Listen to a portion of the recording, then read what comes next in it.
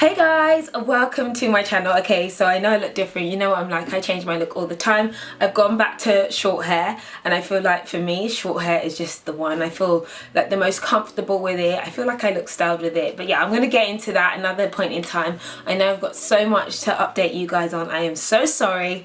We're going to get there. I've been doing a lot of beauty tutorials at the moment, but now it's time for a chatty video. Time for me to sit down and just share some thoughts with you guys. And it's taken me a while to come about to doing this video because sometimes it's quite hard to think about what to have a chat about, but I wanted to talk about becoming a woman now that, you know, and obviously I've always been female, but it's, you know, there's things that happen, I feel, as you get older that really make you feel like, you know what, I'm a woman now. And I've been doing some videos on the Lynettes Channel and it was all about, you know, those embarrassing teenage questions and all those things that you face as a teenager.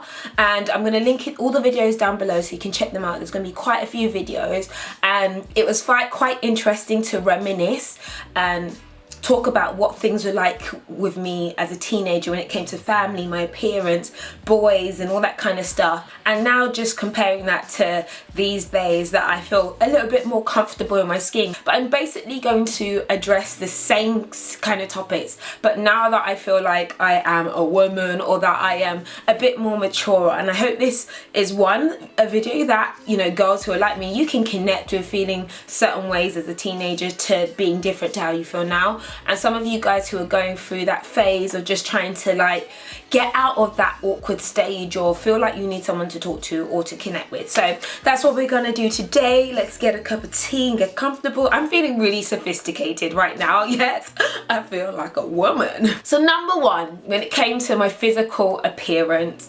and growing up and growing into my body and stuff like that, and obviously as a teenager, one of my biggest issues was that I was very skinny. I had no curves. I was ugly, I had horrible hair, I was just awful, right? And for me, it was a thing that bothered me, but to an extent, I didn't really think about it too much. I was quite confident on the inside and I relied on other things, to be honest. But as I did grow older, I then got to a stage of feeling like, oh my gosh, you know what, Patricia, you actually look good. You've grown up, you've grown into yourself. And then kind of with the dawn of social media and stuff, there are times where I definitely feel quite insecure. I've felt quite insecure with the way I look and, you know, not feeling entirely comfortable as my body changes as I get older as well. And there are things that I feel like as I have got older have changed about my physical appearance. And I always say to people, you know what, you know, a glow up will happen and it might come from the inside or from the outside, or physically you just change and you grow into yourself, which is what I've done. And I think that for me, when it's come to my physical appearance, I'm someone who's now, you know, played with making changes, and if there's something I don't like, I realize I can do something about it, and if I can't do something about it, then roll with it and rock with it. And another thing I've really learned when it comes to physical appearance when you're older is that actually it's really not that important. When you're younger, when you feel like, oh, I'm so ugly or whatever, or I feel horrible about the way I look, is that there's other skills that you develop. And I said this about the glow up or being the ugly friend. There's so many other skills that you develop, and when it comes to the real world, physical appearance is a nice element, but if you've got physical appearance and you don't have anything else to bring to the table, it gets really boring really quickly. And developing, you know, my mind, my humor, the way I interact with people, my smarts has been something that I've tried to pride myself on. And even if I'm not, you know, mainstream amazing, there's other things about me that make me a more beautiful person. And also when it came to clothing and style as a teenager, nah, I did not have, well, my family didn't have lots of money and they were not buying me anything designer. There were no Nike trainers for me, no.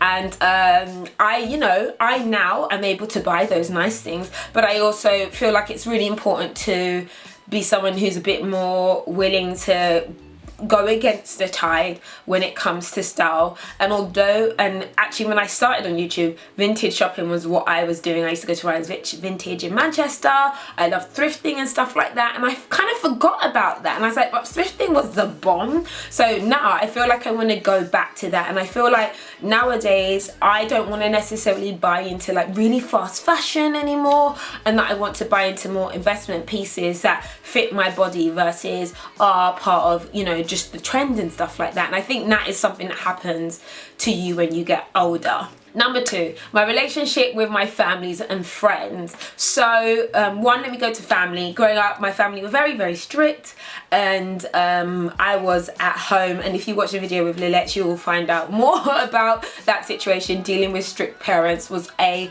real thing, and I now reflect and think I'm so grateful that my parents were quite strict, because they kind of protected me from you know, going into certain bad things. And I was probably quite embarrassed about my parents as well, because they're foreign and they do not care. They ain't trying to be cool. They will tell you about yourself in public, and you know what, I used to be very embarrassed. But now the older I get, the more that I see my parents, I am literally in awe of them now, and I'm like, wow man, mum, you're kind of cool in your own weird Nigerian mother way. You are simply quite cool. And then the older I've got, the more I've built relationships with them, but I've become more protective of my parents. And nowadays, my parents used to tell me what to do, I tell my parents what to do.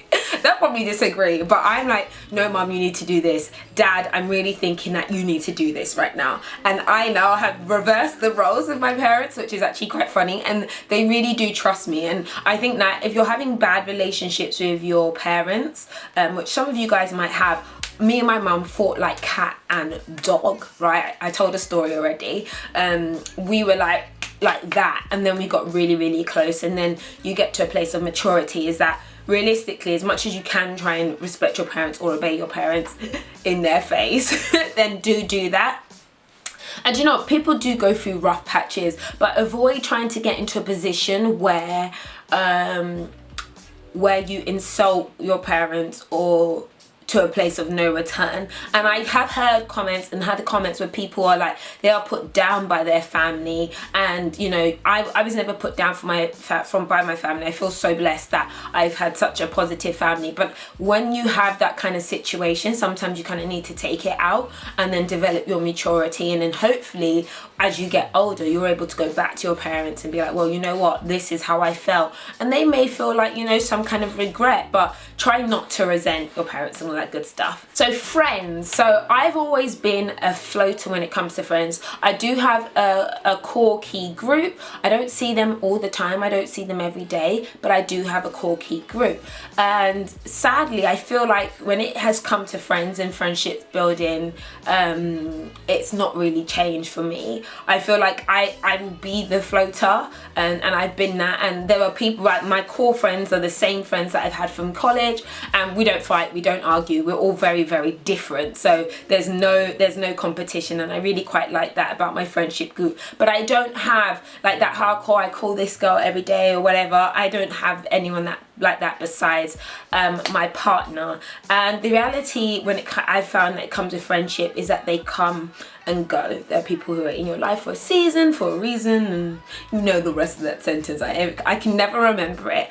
And I appreciate the friends that are in my life, but I've realized I can't come to rely on friends. Whereas I know that when I was younger, that it's like, oh, I need a friend, or my best friend, blah blah blah, being quite, you know, quite concerned about not having, you know, lots of friends or lots of close friends, and being this kind of nomad when it came to a friendship group. But you know what, it hasn't really changed for me, besides my core key friends and stuff. And even as I've just sat here, I've just said, well, Patricia, maybe that's just the way it is. And some people are built to have lots of friends and all this kind of, you know, connection with people, and some people are in and out of, you know, people's lives, and maybe that's where I stand. So love and relationships. Well, obviously I am now married, and let me think, right? Number one, I was always awkward with boys.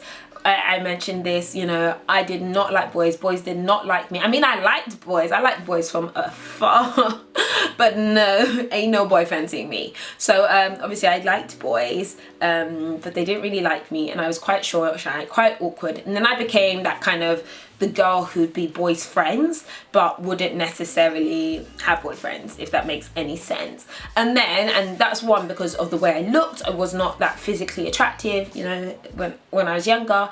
And then obviously I got kind of into the dating scene a little bit, and then I got hooked up quite early. I got hooked up with my husband now when I was like 19. So I was off the market real quick. I didn't get to really enjoy that kind of like dating scene and having breakups, and well, you know, I had heartbreak definitely, but kind of looking at my friends and the people that I know, boy, this love game is really real. Finding the bae is really, really real. I think number one, it's been really important, and even with myself, to really be strong in who you are and not to compromise. And it's not about the hunt, it's not about the being thirsty. And the more independent, and not like independent women, because I feel like women need to be open, but the more a woman is kind of confident in herself, the more she's able to attract a man, and or develop those relationships. I feel like guys do like women who are quite powerful, quite strong. From all my like good friends, and even given myself, all of the girls who have long-term relationships, they are girls who are like those fiery women. And I don't know, it's a bit of a trait, but it's all about loving yourself first, definitely developing yourself and being confident in yourself, and having something that is of you have to both bring something to the table, you know, and not lean on each other too much. It's just all about equilibrium. Equilibrium, that's a big word, Patricia.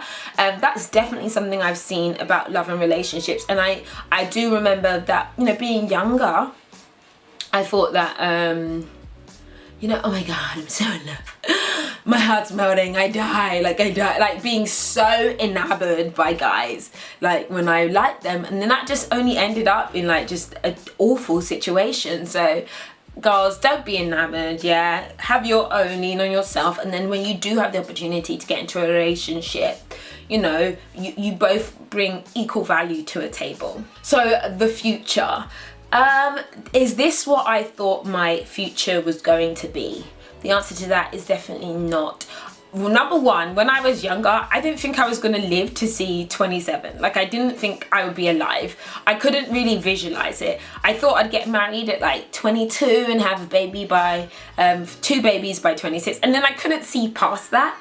But now it's like you realize, wow, things are different. And in regards to jobs and stuff like that, I didn't really have a real clue of what I would be doing, you know. But I knew that I was going to be successful. I always wanted to be successful, and I always visualized that for myself. And I never saw myself in any other way but successful. And I feel like that has helped me now. And I would definitely say, if you are a young person, even if you haven't got everything like down to a T, just visualize yourself in a positive environment. I couldn't, you know, and it's not because I was delusional or something, maybe I slightly am. I just always had good hopes for my future. I was excited, but I didn't know I'd be doing YouTube. I didn't know I'd be with Mike. I didn't know that I wouldn't have kids just yet.